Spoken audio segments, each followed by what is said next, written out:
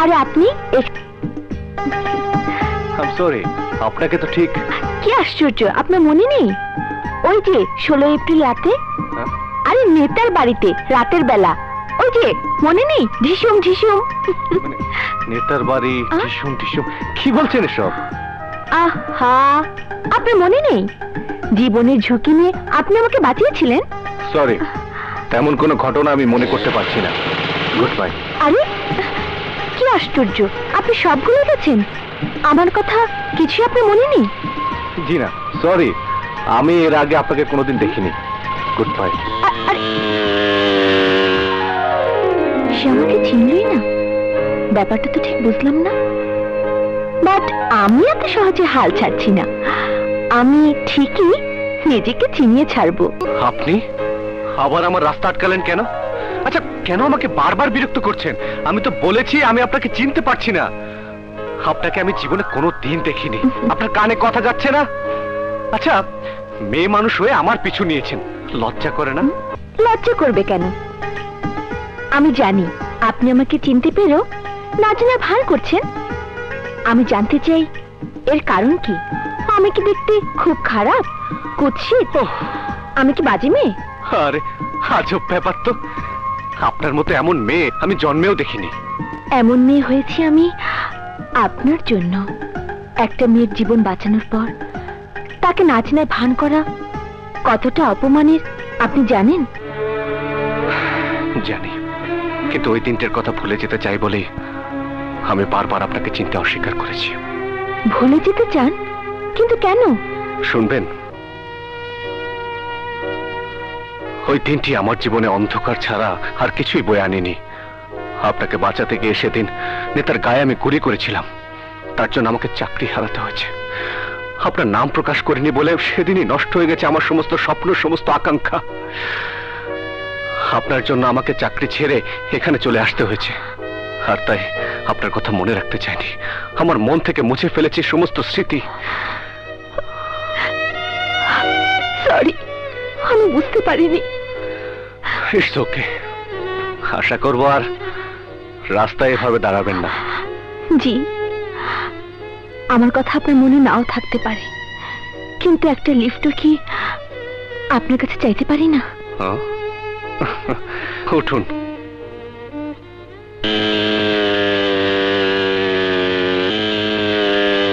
এই রাখো রাখো রাখো। তাই তো বলি, যাও।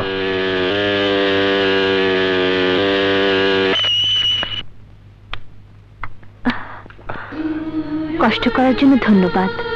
ইটস অলরাইট, আসি। যাবেনই তো, একটু দাঁড়ান না। জীবনে যখন আর দেখা হবে না, তখন শেষ দেখাটা না হয় একটু লম্বাই হলো। কিছু বলার থাকলে বলুন, আমার তারা আছে। আপনি আমার জন্য এত বড় ক্ষতি কেন স্বীকার করে নিলেন? ওদেরকে আমার নামটা বলে দিলেই তো হতো।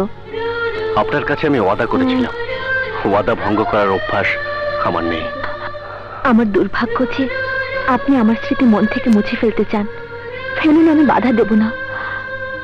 তারপর আপনার নামটা বড় জানতে ইচ্ছে করছে। রাজা, হাসিবুল ইসলাম রাজা। আমি রানী। আপনি আমার জন্য যে ত্যাগ স্বীকার করেছেন তার প্রতিদান দেবার ভাষা আমার নেই।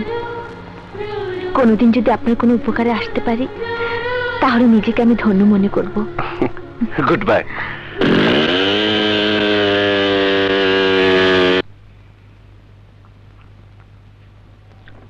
রাজা দাঁড়াও। কিছু বলবে বাবা? হ্যাঁ বলবো। তুই কি ভেবেছিস তোর ব্যাপারটা সারা জীবন আমাদের কাছে গোপন রেখে যাবি? আমরা কেউ জানবো না। তাহলে তোমরা সবই জেনে গেছো? তুই কি মনে করিস আমরা কিছুই জানি না? কিন্তু মা, বিশ্বাস করো, আমার করার কিছুই ছিল না। আমি যা করেছি বাধ্য হয়ে করেছি। আমি নীতির সাথে আপোষ করিনি। নীতি? কিসের নীতি?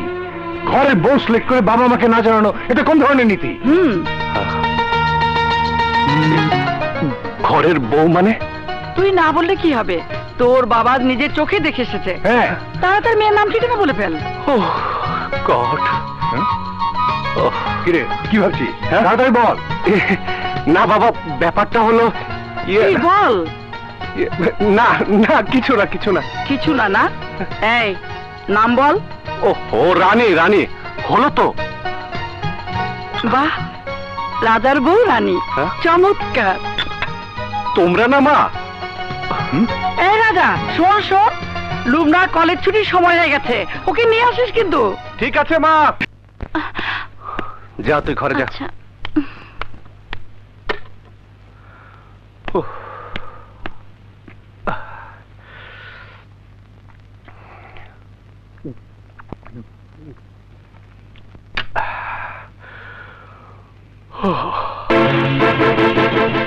তোর চাকরি চলে গেছে, তুই আমাকে বলিসনি কেন? কি হলো, উত্তর দিচ্ছিস না কেন? তোর হেডকোয়ার্টার থেকে সাসপেনশন অর্ডার এসেছে, চিঠি পড়ে আমার পায়ের নিচ থেকে মাটি সরে গেছে। অথচ অথচ তুই আমাদেরকে অন্ধকারে রেখেছিস, কেন আমাদেরকে বলিসনি? আমি তোমাদের মন ভাঙতে চাইনি বাবা।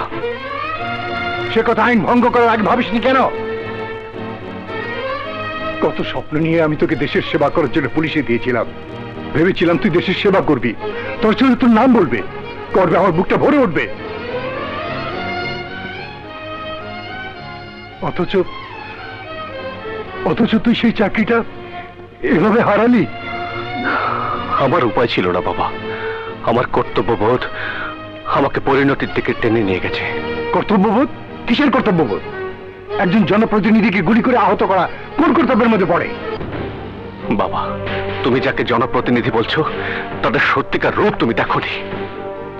মুখোশের নিচে তাদের রূপটা জঘন্য, কুৎসিত, ভয়াবহ। তাতে তোর কি? তুই তার জন্য নিজের জীবনটাকে নষ্ট করে দিবি কেন? বাবা, আমি নিজের চোখে দেখেছি ওই জনপ্রতিনিধি একটা মেয়েকে নষ্ট করতে চেয়েছিল। আমি বাধা দিতে চেয়েছিলাম বলে সে আমাকে পর্যন্ত গুলি করেছিল। শুধু জনপ্রতিনিধি কেন, পৃথিবীর কোন শক্তি আমার সামনে কোন মেয়ের জীবন নষ্ট করতে পারবে না। এবার তুমিই বলো বাবা, চাকরি ছেড়ে দিয়ে কোনো অন্যায় করেছি? আজ আমি বুঝতে পেরেছি আমার শিক্ষা বৃথা যায়নি। আমি আমি আমার সন্তানকে সত্যিকারভাবে সুশিক্ষিত করতে পেরেছি। I am proud of you my son. আমি আমি সত্যি তোর জন্য গর্বিত।